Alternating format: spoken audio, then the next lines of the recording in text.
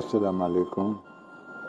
اليوم الحقيقة عندنا كتاب من الكتب النادرة إذا صح التعبير في عرضها في هذا البرنامج في نافذة على كتاب، بسبب أن ذي الكتاب ماخذ جانب قانوني من شخص قانوني الله يرحمه. الكتاب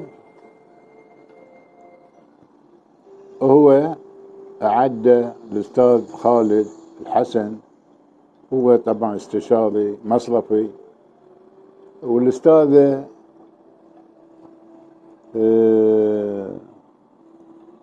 لبنى محمد الحسن اختي طبعا هي ساهمت مع الكتاب، اثنيناتهم عدوا هذا الكتاب، والكتاب عن الوالد الله يرحمه. الشيء الجميل فيه ان اجمعوا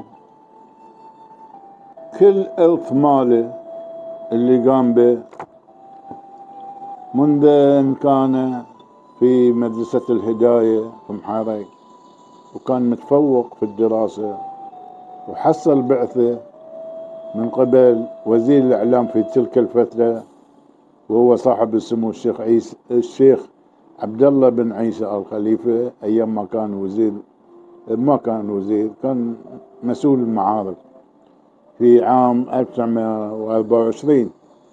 الكتاب هو عن، طبعا أنا أشكر الأستاذ خالد على إهدائه لي، والحقيقة ما قصر في هذا الجانب، وأنا سعيد أن أنا أعرض الكتاب، لأن كتاب بالفعل من الكتب اللي تستحق أن احنا ننشرها ونتكلم عنها. بعدين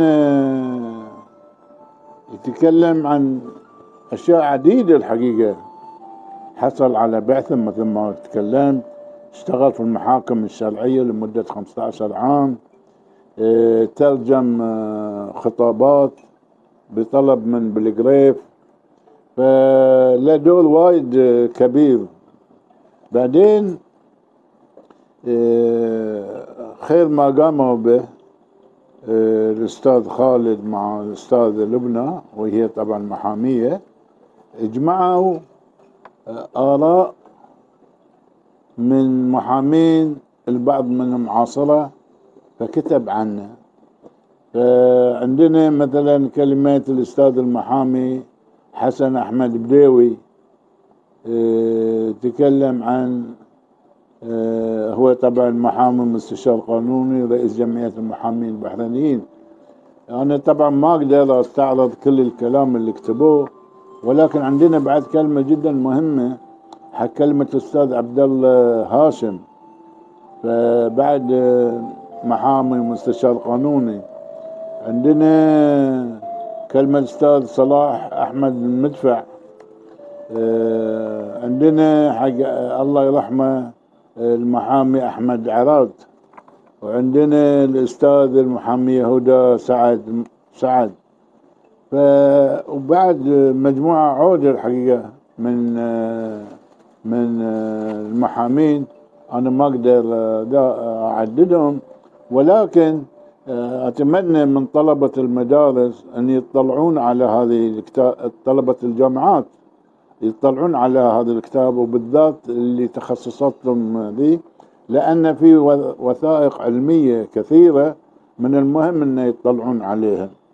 فأنا الحقيقة ما أقدر أستعرض أكثر، ولكن الكتاب الحقيقة موجود في المكاتب البحرينية، في مكتب الوقت، في مكتب كشكول، في المكتبة الوطنية، أكثر المكتبات في البحرين موجودة.